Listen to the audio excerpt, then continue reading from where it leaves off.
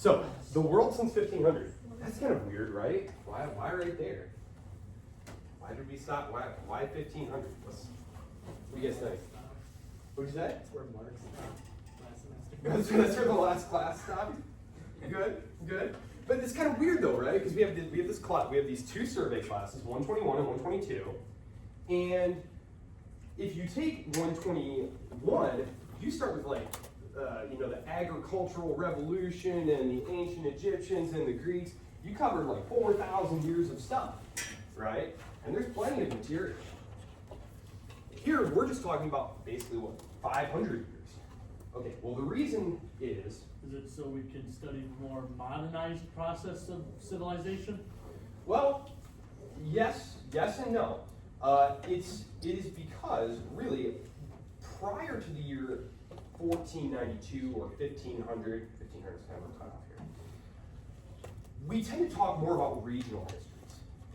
We tend to talk about the history of East Asia, the Sinosphere. What was going on in like the kingdoms of Korea and the kingdoms of what we now call Vietnam and the kingdom of China? What was going on in the subcontinent of India? There's just not a lot of interaction between Europe and China. There's a little bit, mostly through trade. There's no interaction at all with the Americas over here. They don't even know they're there, right? But after 1492, we just use 1500 as like a convenient, but it's really, we're talking about from 1492 to the present. We start to talk about global history. All these different regional histories start to intersect, right? And so that's why we do this. Okay. The antecedents to what we're going to be talking about here do go back several centuries, and so usually during the first class, what I do is I kind of lay the groundwork for talking about some of these things. Okay. I kind of catch you up with each of the little regions here. As you can see, our first PowerPoint here is about China, right? Basically, China, okay? But before I do that, I'm just gonna show you here.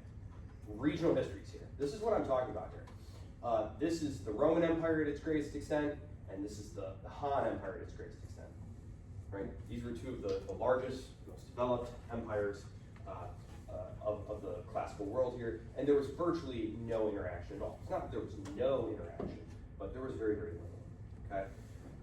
After 1500, we start to talk about global history, okay? So what I'm gonna do here is I'm gonna talk about some of the antecedents that are going to be important for understanding why things happened the way they did, and then I'm going to dive into kind of telling you about histories that you're probably not all that familiar with, because most of you are probably at least somewhat familiar with like American and European history, but like you probably don't know a whole lot about like Indian history, Chinese history, and so it's going to be important to have that foundation. So that's what I'm going to do here. So really quick, why 1492? Okay, so when we start our story in the year 1500, who would agree with this statement? Who would agree with this statement? Europe in the year 1500 is the richest, most technologically advanced area of human civilization on the globe. Who would agree with that statement?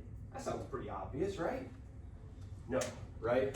Europe is a poor, broke backwater, okay? Virtually all the scientific and technological and material achievements have been imported to Europe. Let's see, you're looking at me this way. So I'm China here. I'm China, and it's coming across that thing called the Silk Road. Who's heard of the Silk Road? Yes. Made famous by Marco Polo's diaries of his travels, which were highly exaggerated, but are very, very funny. All of these things like porcelain and fine fabrics and silks and spices, all of this stuff came overland from China, from India. Okay, well, something rather important is going to happen that's going to prevent these things from getting to Europe. Does anyone have a guess what it is?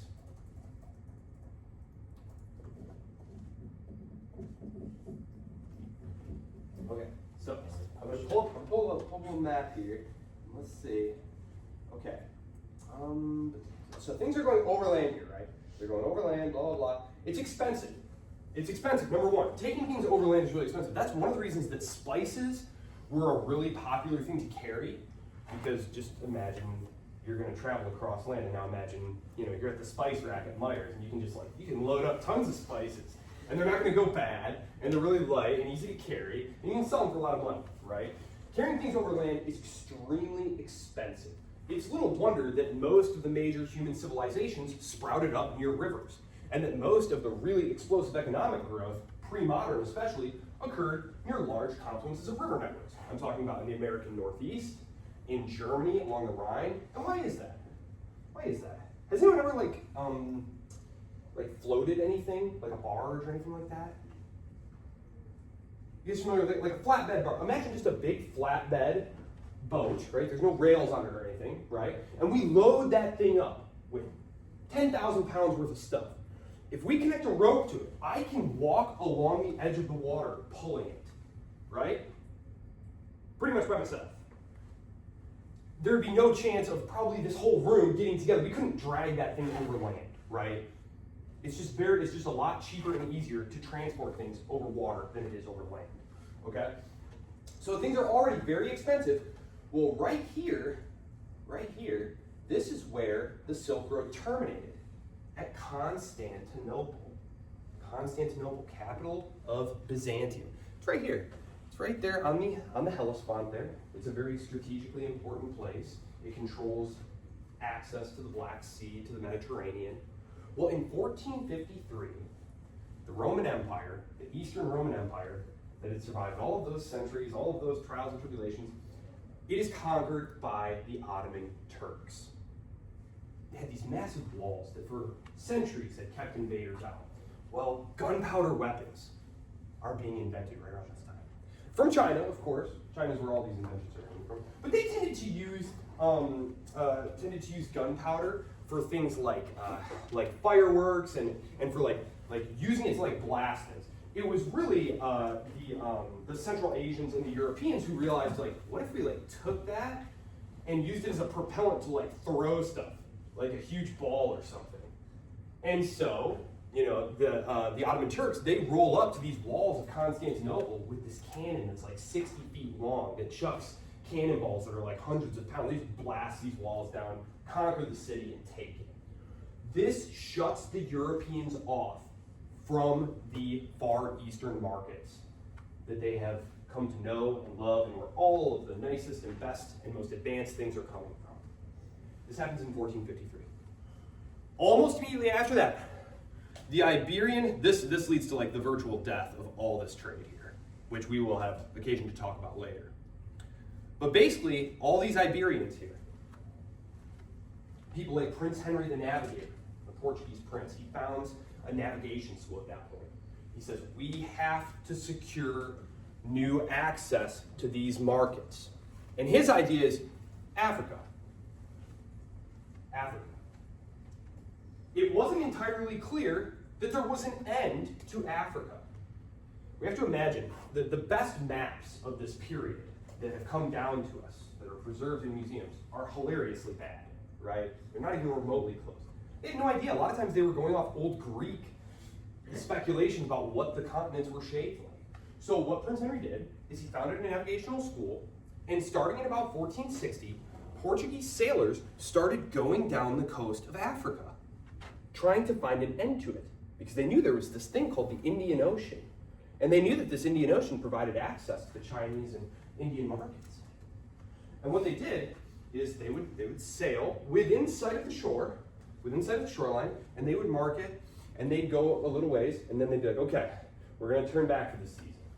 So they'd sail back to Portugal. Then the next year, during the good summer months, when there's, far less chance of being killed in a horrifying storm, the next group of guys would go out with the other guys' maps, and they'd say, okay, yep, okay, here's how far they got, and then they'd go, 50, 60 more miles, marking it down, and then they'd sail back. Now this took decades, but eventually, in the late 1480s, they finally found the Horn of Africa, the Cape of Good Hope, and they rounded it, and they found the Indian Ocean. They found a way to get to the Indian Ocean. Okay, so that's the Portuguese. The Portuguese are doing that. At the same time, though, there is a Genoese merchant sailor named Christopher Columbus who believes on calculations about the circumference of the Earth that came down from the Greeks, believes that you can actually get there quicker by sailing that way, right? By sailing across the Atlantic Ocean, and then you will wind up in the Indies, right? That is where, you know, the Indians and all that stuff, that's where that all came from. He mistakenly thought he was in the Indies. Died thinking that he was in the Indies. Didn't believe people that he had actually wound up in a different place. So, that is the impetus for this. So, yes. Okay.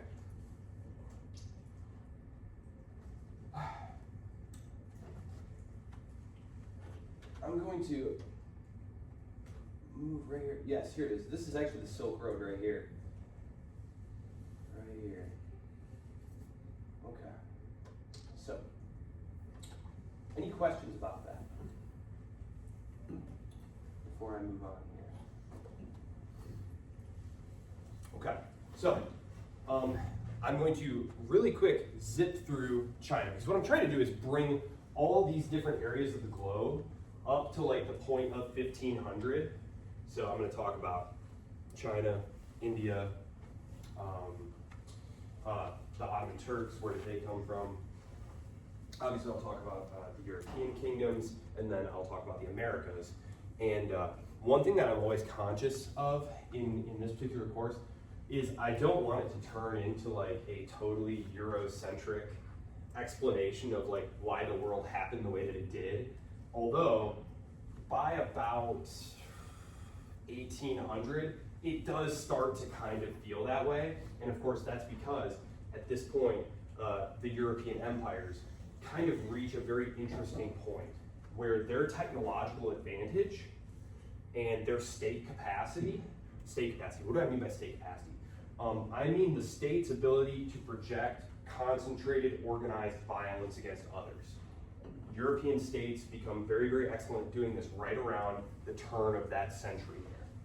They have very complex fiscal and monetary arrangements that allow them to virtually like go to war forever, right? Previously, it was like, gosh, we really can't afford to go to war for too long. Our economy just can't handle it, you know? But the Napoleonic Wars, think about that, was 20 straight years of intensive warfare. And they also kind of happen to coincide with periods of incredible internal turmoil and weakness in these previously very strong hegemonic states, like Qing China, for example. It just so happens that right as the British and the French are trying to break in to China, the Qing dynasty is suffering many, many internal rebellions. The same thing with the British penetrating India. It's just kind of one of those things where, wow, you know, if that had happened, you know, a century earlier or a century after, maybe history would have been entirely different. But, you know, counterfactual history is very interesting. That is a subfield of history, historical studies, by the way. You just kind of ask, like, one of my favorites is, what if the American colonists hadn't rebelled? Or like, what if the British had won the Revolutionary War, you know? So there's all sorts of, and then there's some that are like, what if Napoleon had conquered Europe? And so there's all sorts of like, and so they run through like counterfactuals, setting up like, okay, so this would have had to happen, and this would have had to have been different, and how likely is it that this could have been different? And so it's not very exact, but it is very amusing. I enjoy it. So we'll start with China. Here. Okay. Sorry, where is it? China. Okay. China. Okay. So, the first chapter of the book, The Lowstone Wilford, spends a lot of its time talking about China. It's rather impressive. One of the things, I don't think I mentioned this in introducing myself. I'm also a think tanker. Like I work for think tanks and I write like policy papers and books and stuff. One of the books I wrote was about China. And it's specifically looking at like security competition between the United States and China. And one of the things that's really interesting when you read like Chinese sources and stuff is their conception of time is so different than ours. And I think it's because Chinese history stretches back to before the time of Jesus, right? So for them, a decade is like, well, that's nothing. 100 years, that's basically nothing. Whereas for, the United States, like we're creeping up on 3 centuries here soon. So it's very, very different.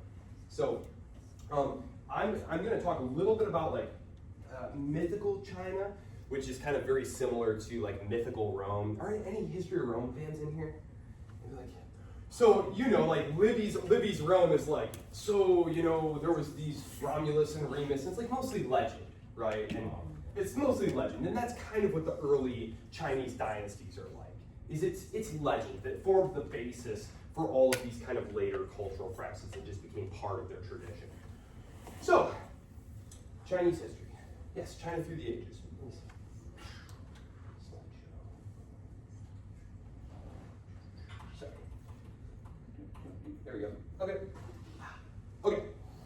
So, the first chapter of the book focuses almost exclusively on China, its cultural history, its relations with nearby people such as the Mongols, which we'll have. That's basically like. Well, do you know where Mongolia is? It's not really pictured here. It's like kind of up here. The state of Mongolia. Yeah. Actually, there's a really cool thing in the book from Oloso and Williford. Oh, Firefox, right? Where is it? They show that incredible Mongol Empire. Where is it? Because it's like a time lapse one. Is that right? I think this is it. This is the chapter, by the way. When I say chapter 1, this is the chapter I'm talking about. Modern world history begins in Asia. So this week and this weekend and the beginning of next week, because I know due to my grievous illness, we were not able to get started on Tuesday, so I'm going to kind of push everything back half a week. So start with reading this right here. Yeah. So this is the chapter right here, chapter 1. Look at this incredible expansion here. This is modern day Mongolia right here. And this is the great Mongol Empire. And look at the years here. Look how fast this thing expands and then immediately collapses.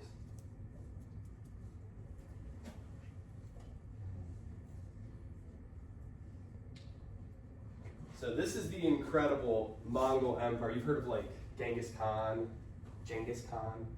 That's these guys right here. Yes. When that splits into 4, was that like the Khanates? Yes, that was the Khanate. That's where people like Tamerlane and all those guys came from. Absolutely. They also, as you can see, conquer large parts of China. And this is something that's going to be a recurring theme of Chinese history, is you have these mounted, unstoppable horse archer dudes coming in from the north and conquering large parts of China. It happens like 4 times. Most recently in the 17th century, 1644-ish. Actually, it's funny. The Great Wall of China, right? When I was a kid, I kind of imagined it being like, well, yeah, the Great Wall of China, it's like built and it like encircles all of China, right? No, it's actually mostly like right up here. It's all mostly built right up there to, try and keep these raiding, unstoppable cavalrymen out of your country. So there you go. Yeah, I love this map. It's super cool. Yes, and then it fractures into all of these different Khanates with a K. And when we talk about India, we're going to see that there was a lot of cultural interaction there. So this is also though the thing that destroys the Islamic Golden Age, right here. This is when the Great Library of Baghdad, which was the home of like virtually all of human knowledge at that point, is completely destroyed. They sacked the city and destroyed it. Who knows how much was lost there. The sources say that the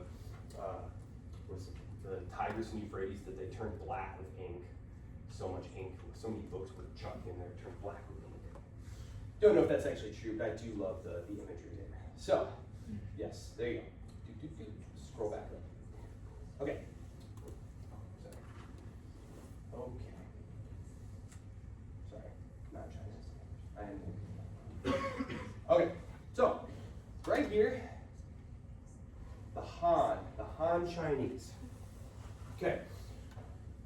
by 1500, the beginning of the modern period, capital M, modern.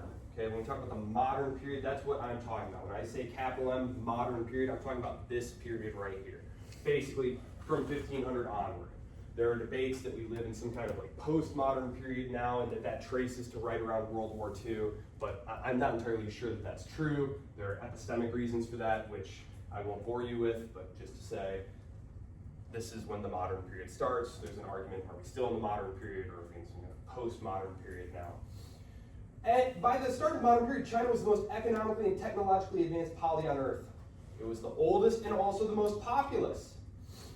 In terms of understanding China and its incredible longevity, one thing that's going to be interesting here is the earliest sources have Chinese history all the way back with like the start of the pyramids, like Khufu and Khafre, all those incredible great pyramids that were built thousands of years before Jesus.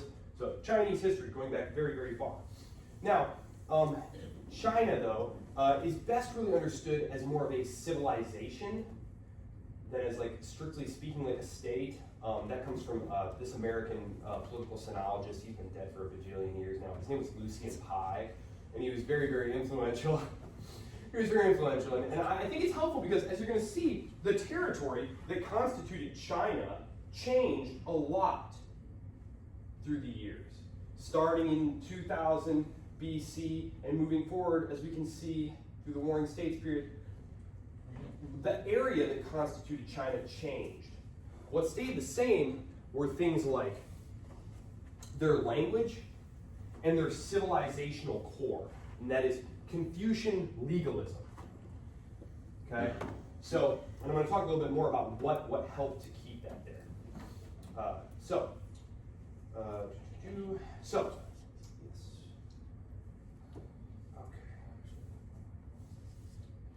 Much like medieval European history, perhaps even more so, it's really very difficult to tell a neat linear story about the history of China. There's a great deal of division and interruption with well over 50 recorded dynasties. And sometimes there were multiple competing dynasties. And so you have to tell the story, you have to kind of go off with one or the other.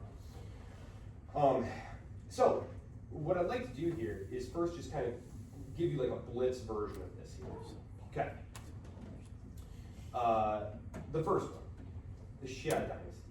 Now, as I mentioned, much like the founding of Rome, there's a significant degree of mythology surrounding this particular dynasty. In fact, there's an entire school of Chinese historians who argue that this dynasty probably didn't even really exist, and it was just kind of invented by later dynasties to kind of explain why we do things the way we do here. Kind of like the Roman Republicans, who basically said, well, there were these 7 kings, and the last one was really terrible, and we had to chase him out. But really, when you look at it, it's like, wait, that would have meant each of these kings reigned for like 60 years at a time when the average life expectancy was like, come on. It doesn't make sense that there were only 7 kings during this whole period.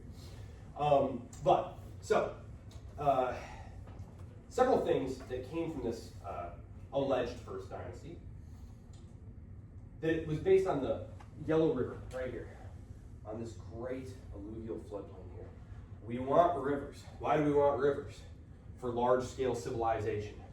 Why is a river important? I already mentioned one of them. Transportation. Very easy to just guide stuff along the river. Very easy to get things from here to there. What else? Irrigation. We are talking about agricultural societies. It is not till the 20th century, well into the 20th century, that the majority of human beings in the industrial nations were not involved in agriculture. It was only in 1853, I think it was, 1853 that Great Britain first had the majority of its people living in cities and not out on the farms. And of course, Great Britain was at the cutting edge of industrialization. That is, moving everyone off the farms into the cities, having them work in factories and service jobs, and using increasingly mechanized, things to grow crops for more and more people, right? And if you look at agricultural employment as a share of the population, it goes like, straight down, right? Fewer and fewer and fewer people are growing food, and yet there's more and more and more food, right? That's kind of a hallmark of this. But certainly in these early societies, 99% of people were farmers. If you had picked a year at any point in human civilization, and you had to bet what is my job, it's probably farmer. Right? It's probably farmer. 99.9% likelihood that you are a farmer. So, irrigation. You really want a nice, stable source of irrigation here. Now, the Yellow River is kind of a fickle one. It tends to kind of flash flood sometimes, which is less cool than you might think, or maybe you are aware that that is not cool. The Nile had like really wonderful, predictable flooding. And that's one of the reasons they were such an early successful civilization. China is very heterogeneous, okay? To this day, there are something like 50 different officially recognized ethno-linguistic groups. Any questions about what that means, ethno-linguistic? Different ethnicities, or different ethnicity, right? And then you also speak a different language. So there are over 50 that the current Chinese government recognizes, okay? However, over 90% of the population is ethnically Han, Mandarin speaking. So when I say Chinese during this course, I'm going to make a lot of generalizations in this course. It's a 100 level course, and if I try and explain all the little different nuances to every little thing, we're never going to get past this first lecture. So when I say the Chinese, that is basically what I'm talking about. The ethnically Han, Mandarin speaking peoples. So, and this is where they come from. So, this semi-mythical Xia dynasty is alleged to have been supplanted by the Shang, who through virtuous rule and very successful politicking greatly expanded the area under their control here, right? Now, this is where this idea comes from that's very important. You still hear it talked about in China. The mandate of heaven. Okay, the mandate of heaven. Which I know that's a question on the exam. I haven't seen the exam since last year when I taught this class, but I know mandate of heaven is on there. Because this is an idea that they propagated. It's this idea of eventual degeneracy. Okay? That is, initial leaders are strong, virtuous, etc. And then as generations pass, the leadership becomes degenerate, lax, soft, unvirtuous, and they lose the right to rule. They lose the mandate of heaven, and it is taken up by someone more worthy and stronger. So the Zhou were the first to allegedly formulate this idea of the mandate of heaven. And it extended not just to a ruler doing a poor job, but it even constituted things like natural disasters or famine. Right? So if too many bad things happened on your watch, you could wind up seeing a rebellion happen. And in fact, when the Qing lose the first Opium War to the British and the French, this prompts a rebellion because the dynasty is seen as having, lost the mandate of heaven. Too weak to, defend China. Now, these early kingdoms were patrimonial, not professionalized. We live in a professionalized state. That means it's run by bureaucrats who are at least supposed to be specialists in their specific thing. If you were going to set up someone to run the Treasury Department, who do you think would be the best one to pick, Manny? Yeah, someone who knows how to manage finance. So you wouldn't just hire your cousin, because he's a good guy and you owe him a favor. That's what they did. That is what they did. That's how patrimonial politics worked.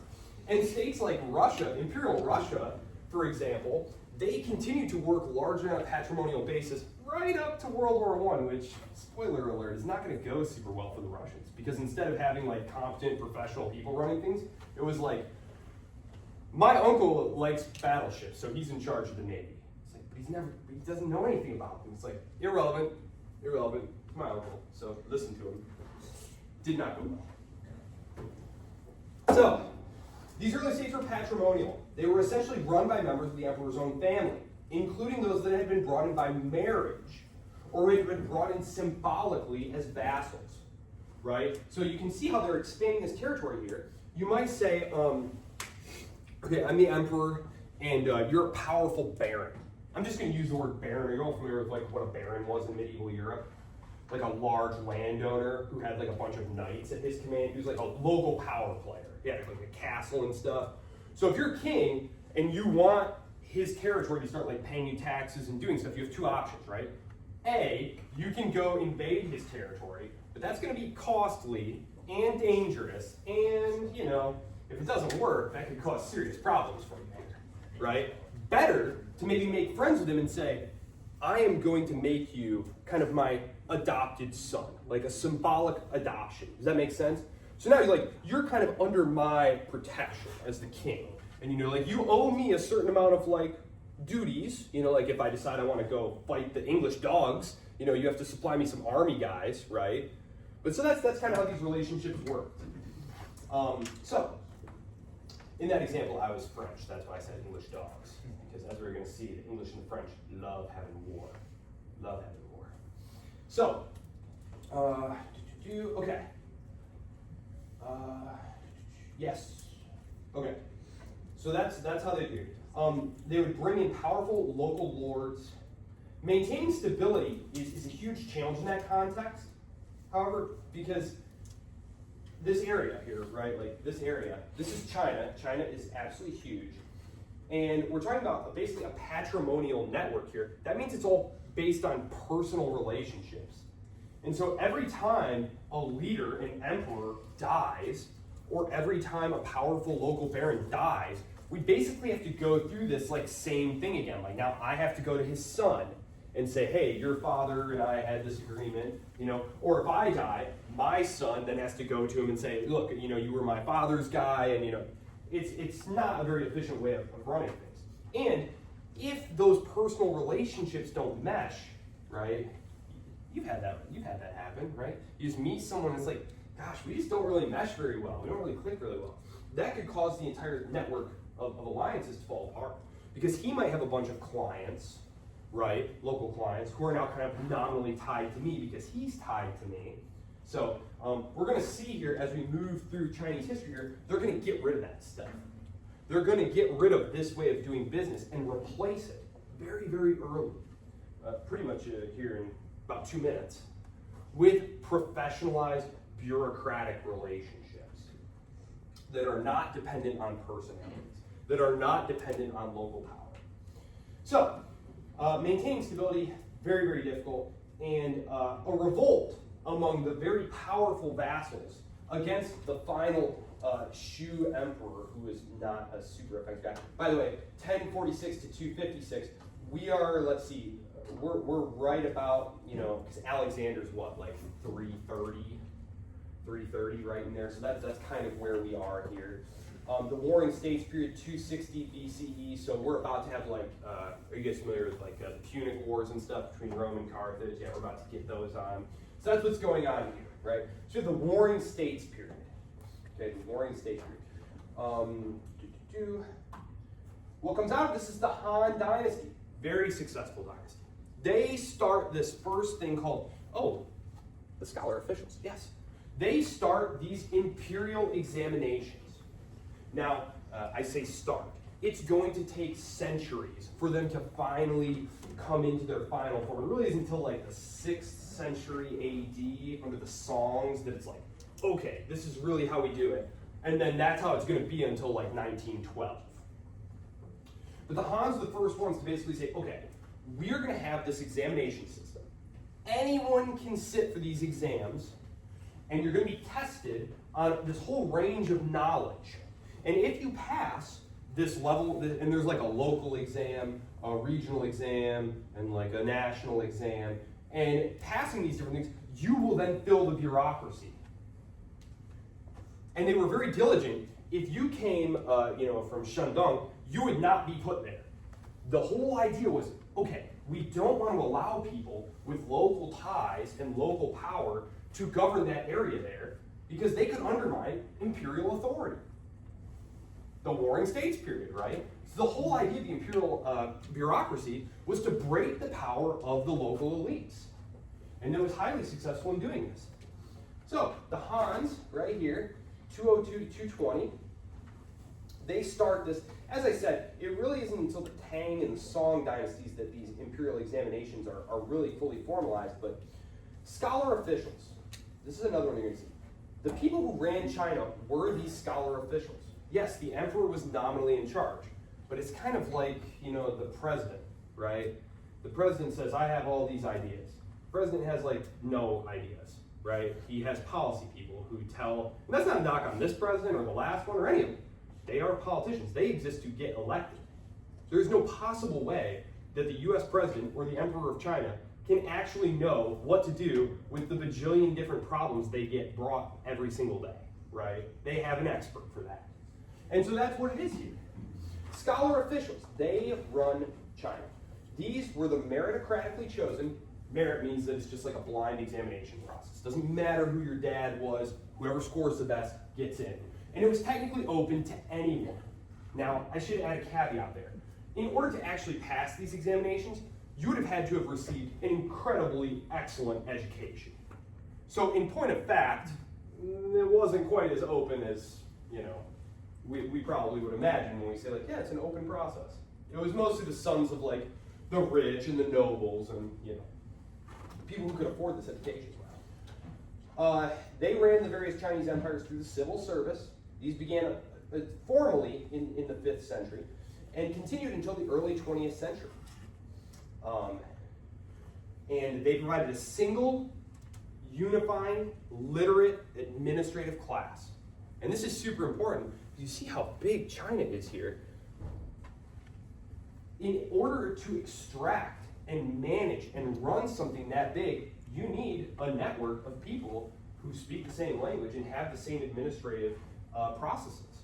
And it's so effective that when those invaders come down from the north, when the Mongols invade, when the Manchus invade, they basically just take over the imperial palace, defeat the imperial armies and whatnot. But then they basically leave the bureaucracy in place because they realize we are never going to be able to govern China. We're never going to be able to extract all this great tax revenue by ourselves. So they would basically just leave the bureaucracy in place. And they would adopt, this was a process called Sinicization.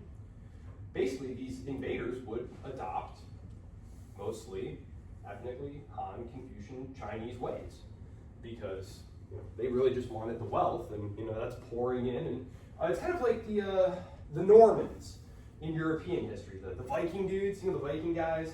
They basically landed in France and were like, "We got some nice stuff here. If you let us marry into your aristocracy, we'll make sure nobody does what we do, which is like pillage and rage you."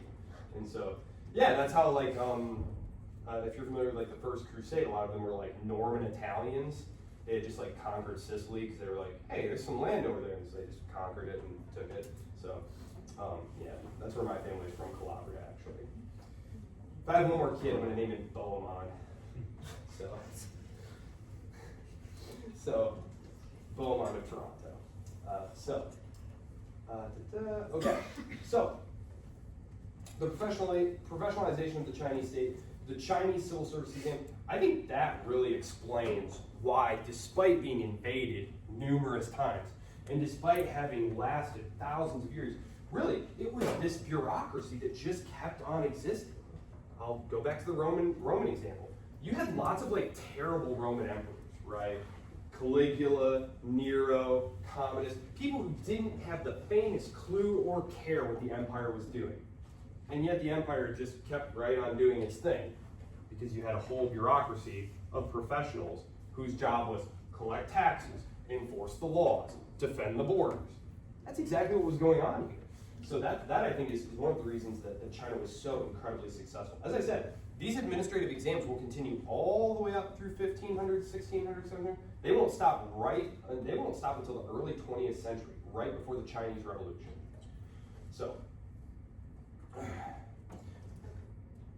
So, in large part because of the stability that this very effective state administration brings, China becomes a center of learning, innovation, and wealth. Now this, combined with its relatively flat northerly geography, made it a prime invasion target. Invaders like the Mongols, remember that big explosive empire that I showed you that like expanded really rapidly? Well, that is where the Yuan dynasty came from, the Yuan dynasty. This Yuan dynasty here is going to give way right in the middle of the start of our period here. As I said, I'm trying to bring us to 1500. It's going to be replaced right here by the Ming The Ming Dynasty. Okay? The Ming Dynasty. Now the Ming Dynasty is interesting because it is the last ethnically Han Chinese imperial dynasty.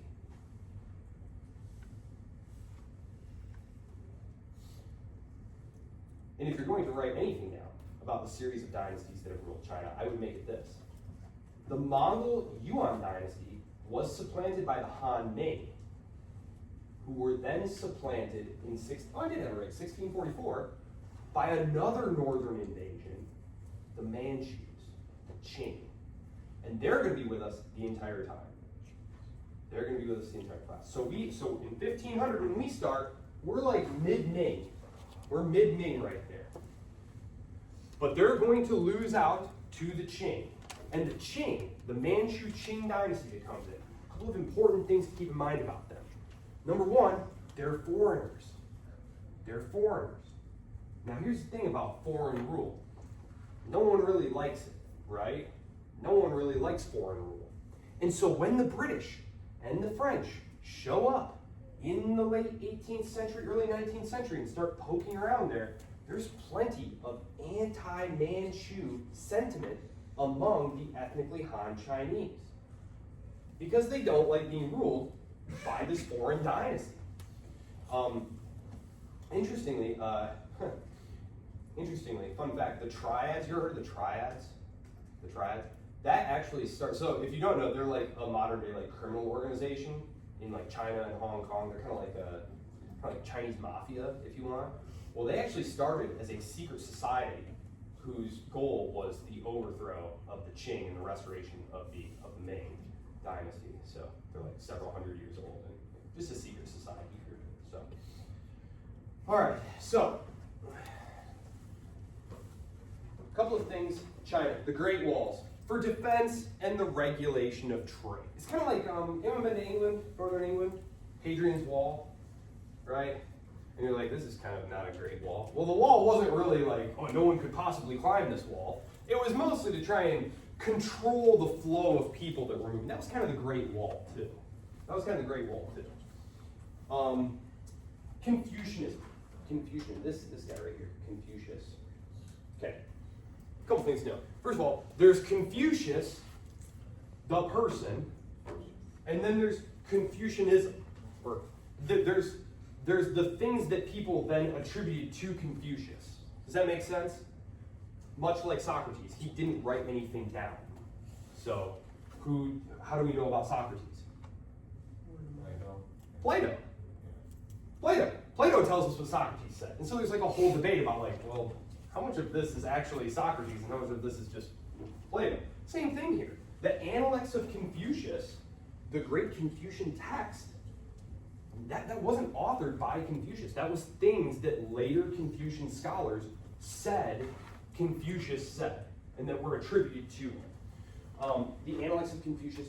I'm not going to spend a whole lot of time really at all talking about Confucius, because when you read the chapter, several pages worth are all about Confucius and Confucianism and its influence on Chinese culture. Now, Confucianism is not really a religion, strictly speaking. It's more of a philosophy. But for the purposes of this course, if I ask you a question like, what is the most historically popular and important religion in China, and it's going to say like Taoism, Buddhism, Confucianism, you're going to say Confucian. Yeah. So yes, there are of course Taoism or Taoism, but that was always considered very subversive. Are you familiar with Taoism or Taoism? It's very anti-authority. So the Chinese government always hated that, right? It was always mocking the right to rule and all that stuff, so they always hated that. And then there was Buddhism, which was a foreign import from India, as we're going to see.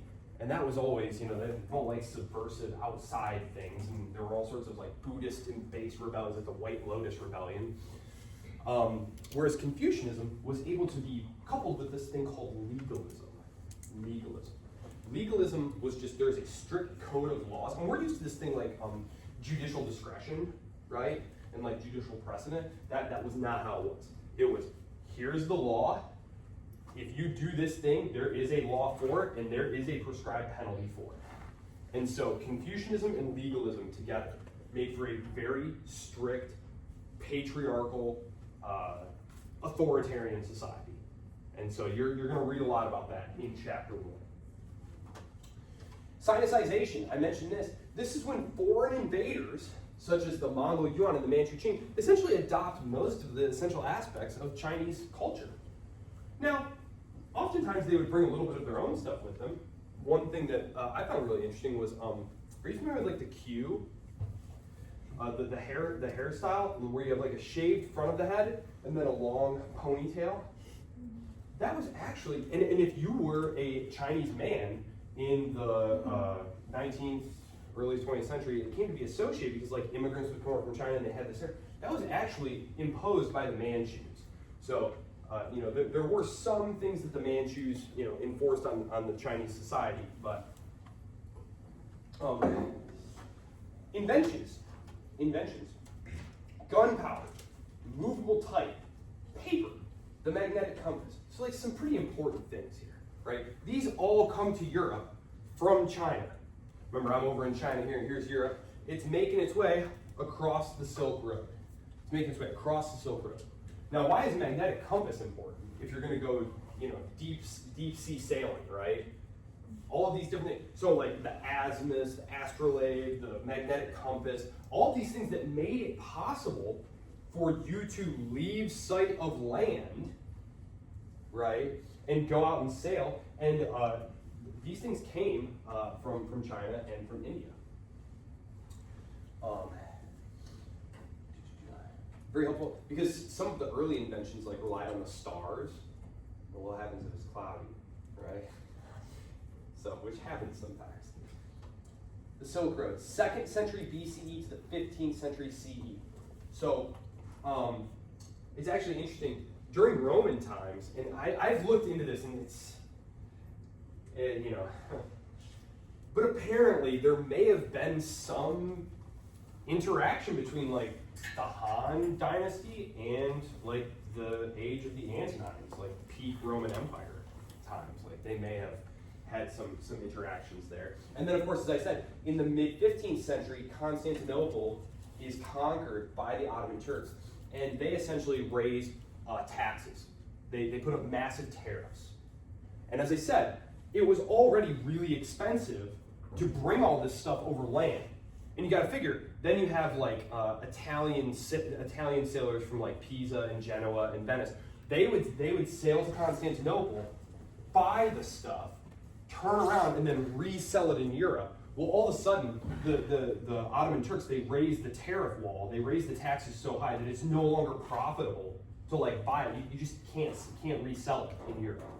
So that brings that to an end. A couple things here. Yes, a couple of interesting cultural things.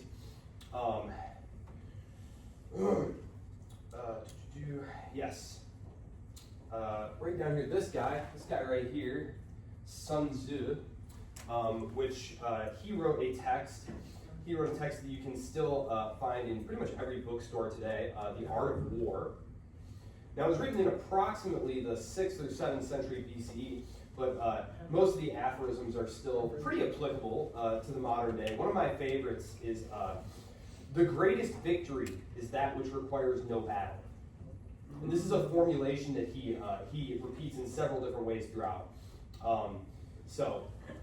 War is costly in terms of lives and money, and fighting, as we will see, can destabilize even the most apparently secure regime, and so a wise ruler should seek to win before the fighting even commences. So, another classic text, which is increasingly relevant today, because it was one of Mao's own favorites, Mao Zedong, one of his favorites, and Xi Jinping, the current leader of China, is really interested in the cult of Chinese nationalism.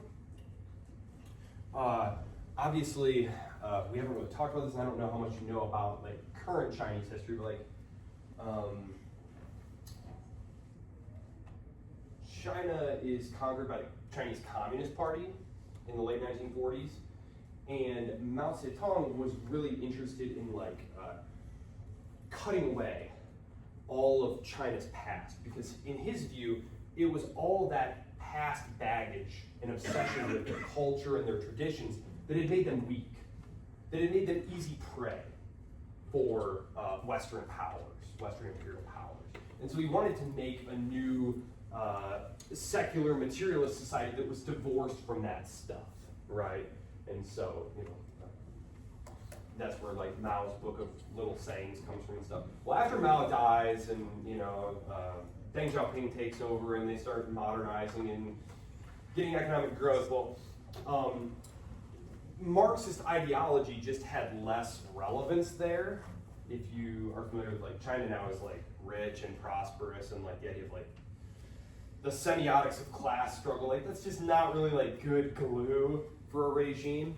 And so there's been a really intensive effort to cultivate all of those things that to Mao had been kind of, we don't really want that stuff. Classical Chinese nationalism. And so they've been really emphasizing like old texts, and one of them, which is a favorite of Xi's as well, is called The Romance of the Three Kingdoms, right here, which is a historical novel that I kind of liken to Le Morte d'Arthur. Has anyone ever read like The Death of Arthur? Well, it's just kind of like The Death of Arthur and The Romance of the Three Kingdoms are basically idealized retellings of like the glory days of their like chivalric civilization, if that makes sense. Every culture likes to imagine that there was a period where everyone was very moral and brave and did their duty and all that stuff. And that's kind of what Le Morte d'Arthur is, and what the Romance of the Three Kingdoms is as well. So, Silk Road, good. Constantinople. Okay, I'm going to move to the next one here. So,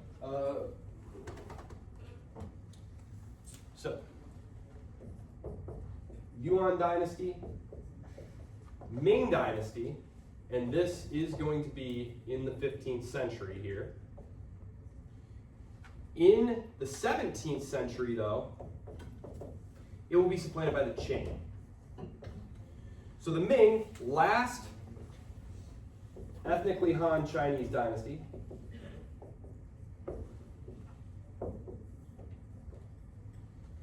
and this one right here is Mongol. This one right here is Manchu. And again, important for our story, we are interested in why did China, which was the most powerful, the most prosperous, the largest, the most advanced civilization on earth, how did they go? Let's see, the Qing. The Qing are going to take the Chinese Empire farther than it's ever gone, actually. As you can see here, here's the Ming right here. Can you see where I'm gesturing here? The Qing are going to come in, they're going to add all this area, because this is where they come from, Mongolia, and they're going to kick it all the way into Central Asia right here. Are you familiar from the news, like the Uyghurs? The Chinese Uyghurs of like Central Asia?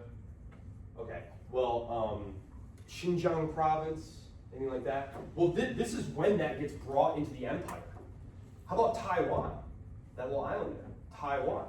Right around the time a bunch of scrappy American colonists are fighting the British Empire, the Qing Empire is going ahead and taking that over too. So the Qing here, really, let's see, 18th century, by the 18th century, so 1700, are you guys familiar with historical notation like that? Mm-hmm. When I say the 17th century, I'm talking about the 1600s. Okay. By 1700, this is peak China. China's dominating. They're crushing everybody. But 150 years later, by 1850, they're getting had by everybody. They're getting had by the British, by the French. 30 years later, they're going to get had by the Japanese. They're getting had by the Russians. They got rebellions everywhere. So, important to understand, this is a foreign dynasty. This is a foreign dynasty.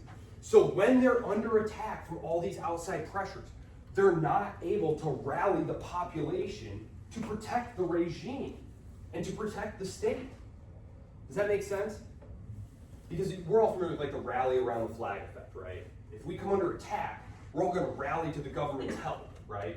Well, when the Qing Empire gets in trouble, the 95% of the population that is ethnically Han Chinese is like, good riddance, we hate you.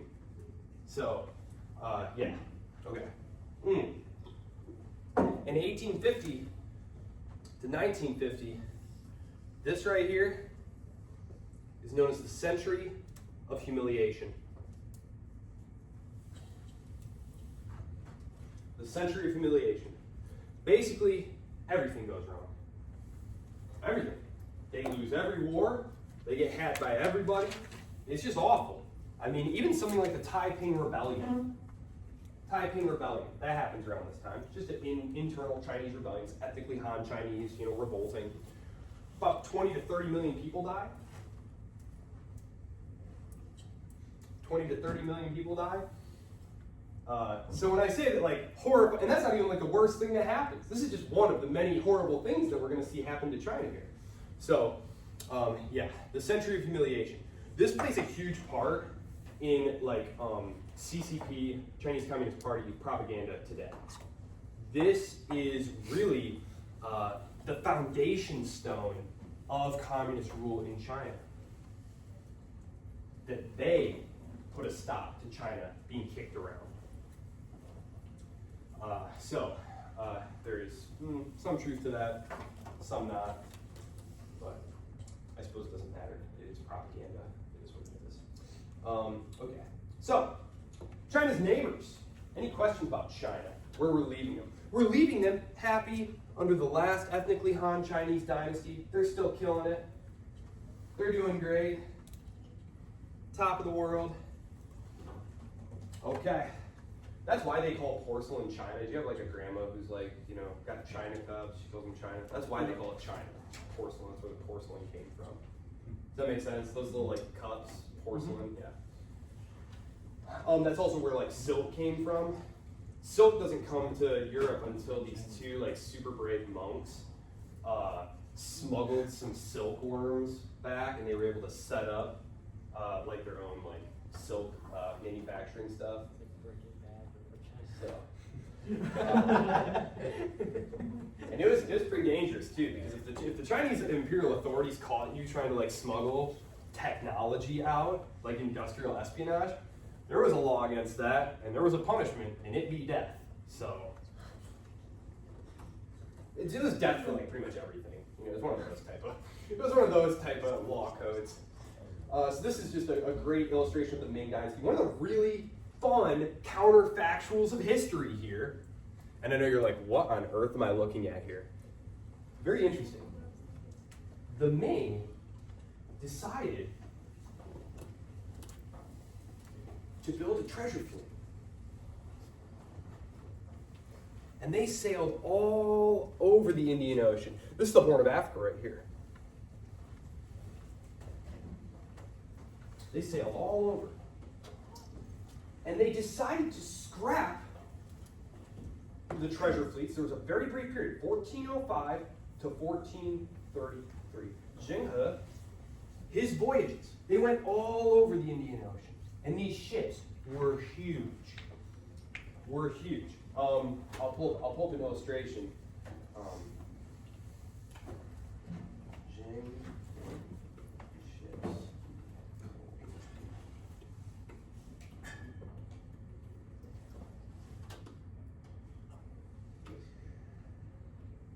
Yeah, there you go.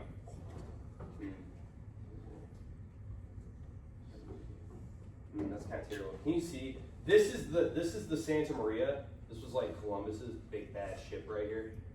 Yeah, these are the ships the Chinese were floating right here. Yeah. So one of the interesting counterfactuals of history is what if they had not stopped sending these treasure fleets out? As we see here, this is 1433. Columbus is not going to set sail for decades and decades. What if they had decided to try and cross the Atlantic, right? What happens here? Well, a couple of things. First, there was nothing that the Chinese Empire needed. They produced everything.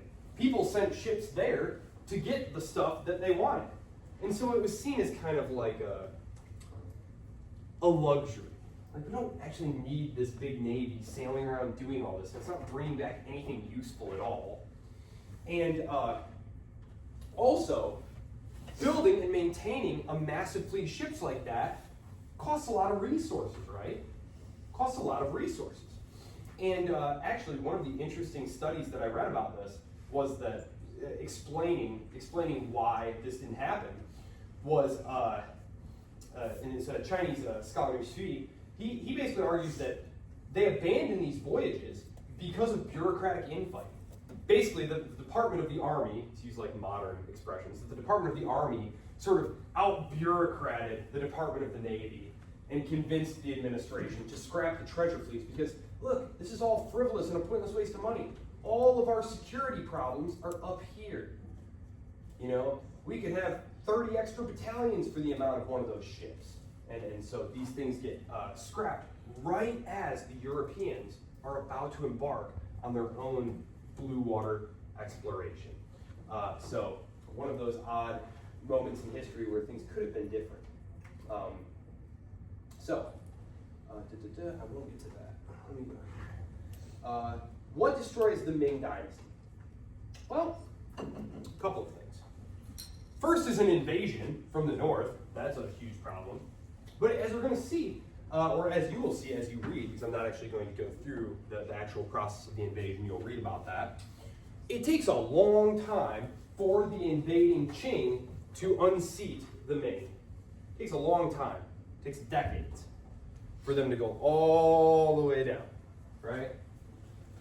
Bigger problems were fiscal problems, peasant revolts, and hyperinflation. Remember, I said that the Chinese had invented movable typesetting, right? Movable print. Now, what does that allow you to do? Well, you can do a lot of things. You could make, books. You can make pamphlets. Well, you can also make boatloads of paper money, right? Now, one thing about paper money is it's, historically, the Chinese government used silver coin. Silver coin. Fun fact, a lot of the silver that gets yanked out of South America by the Spanish, most of it winds up in China. But when you're trying to fight a war and put down peasant revolts, and you run out of silver money, well, it's very tempting to just turn on the printing press, right? And so that's exactly what they do. And, inflation is something that really is still kind of, it was only properly understood over the last 150 years. So Roman Empire, right? Diocletian is inflating the currency basically by debasing the coins, filling them with worse and worse metals, and you can't figure out why is the money getting worth less, and they can't figure out. Same deal here, they're printing all this money, and it's raising the prices of everything, and no one can really understand why. And of course, the peasants don't like this at all, and they revolt. And so there are several interlocking reasons why the Ming dynasty collapses. As I said, it doesn't help that they are invaded from the north here. But as we can see here, in 1557, we have the first European power getting its little toehold in Chinese trade. And it's the Portuguese. When we're talking about Indian Ocean trade, really for the first couple weeks of the class, we're usually talking about the Portuguese. This right here, this is the greatest territorial extent of the Qing Empire.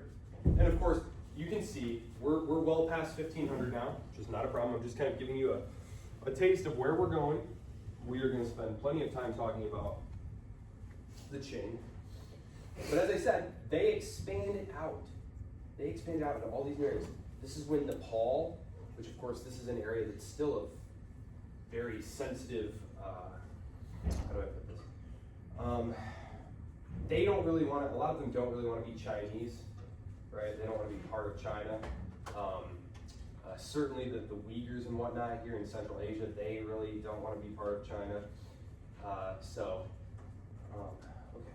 They formally incorporate Taiwan, as I said, right here.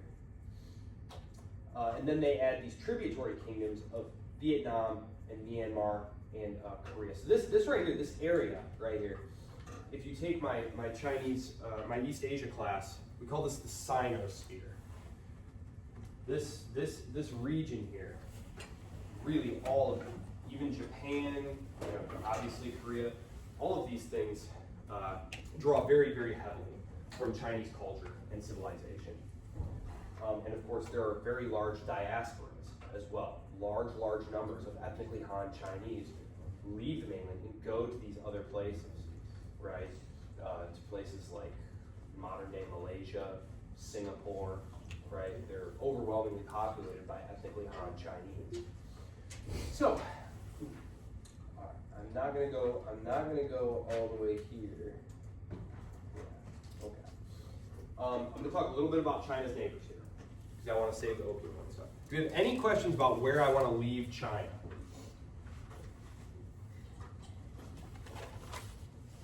So in the year 1500, if you had to choose a state that was the most populous, most productive, most advanced in the world, which one would you choose?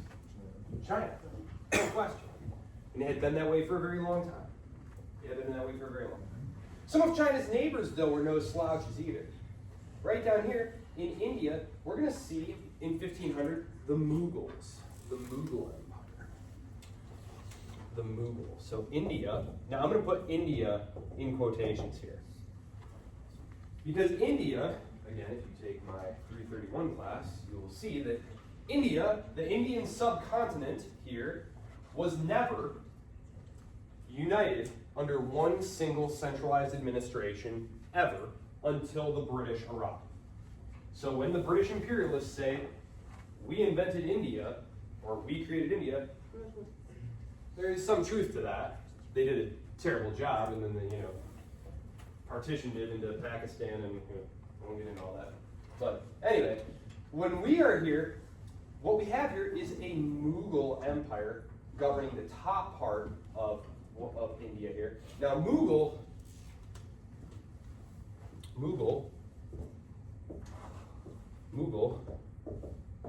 is just another word for Mongol. Yes, it was these same guys who had started that Yuan dynasty in China. Yes, it is those same guys all the way back from the 13th century, that massive Mongol empire. Yes, it's those guys. Now, what's important here? What's important to understand here for our purposes is when the British show up, and the British are going to start showing up, let's see, 1500, they're going to start showing up in like 150 years here. And when they show up, what they find is no unified native state to resist them. What they find instead is the northern part of India ruled by basically foreign occupiers. And then in the south, they have this very weak kingdom here. Like it's all orange, but that kind of is misleading. Because what it really was kind of a loose network of princely states that the British are going to be very, very adept at playing off one another, divide and conquer. So again, when we look at these very small numbers of Europeans who, starting in the late 18th century, early 19th century, we're going to go into these very ancient and massive places like China and India and seemingly just like knock them over with like no trouble at all. This is a very big part of the reason. It's foreign rule and it's divided local elites who are more afraid of being ruled by the guy down the street than they are by being ruled by some large distant power. In Central Asia, we've got the Safavids. Now, the Safavids here, this is Persia. This is Persia here, right? You guys familiar with like the geography of the Middle East? You guys are, okay. So this is Persia. This is Iran, right? There's Tehran, right? Sorry. Just thinking of something my daughter said the other day. So obviously, like I write a lot about geopolitics and stuff, and so kids, they're always listening. I'll be making conversation with my wife, or I'll be on the phone with someone. Well, I woke up a couple Saturdays ago. It was when we woke up to the news that the Trump administration had kicked down Venezuela's doors and abducted the president, right? Maduro, right? So I had just woken up and I'm kind of like flipping through the news, having had a coffee. I'm like, oh my goodness, I can't believe that just happened. And my daughter, who's 10, goes, what, did we bomb Iran again?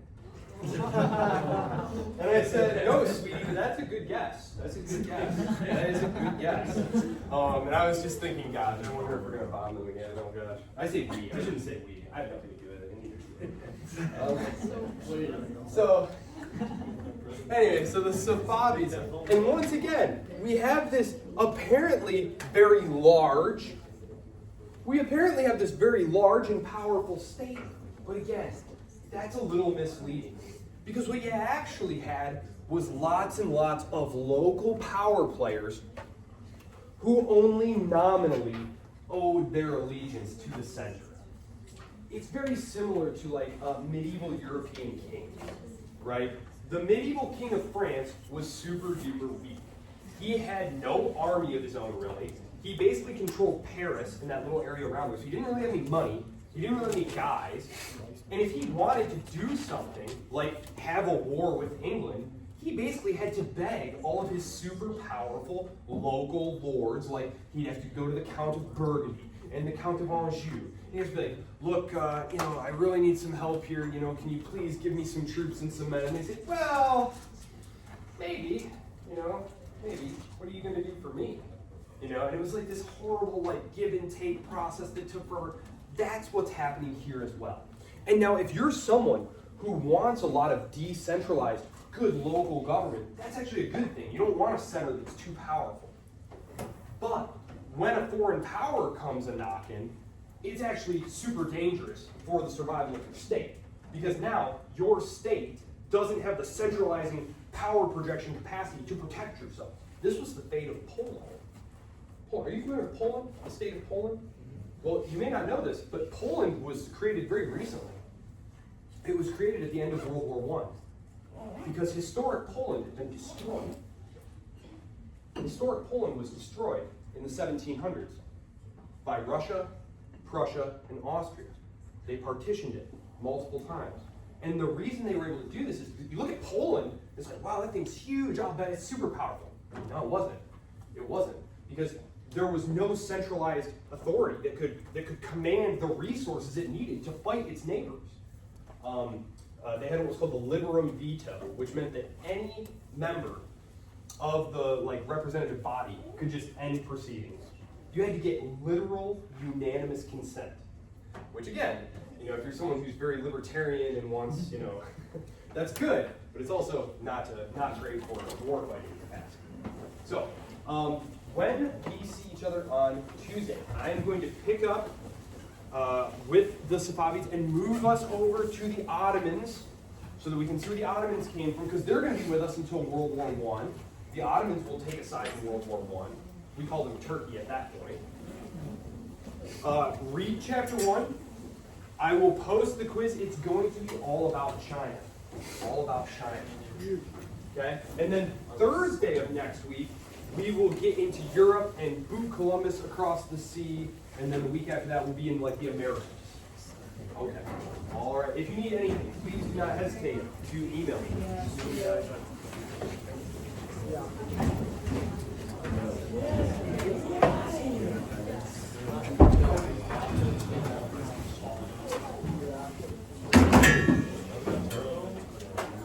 Hi.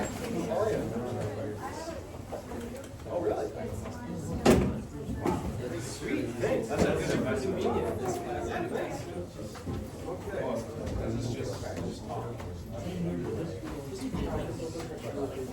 Good job.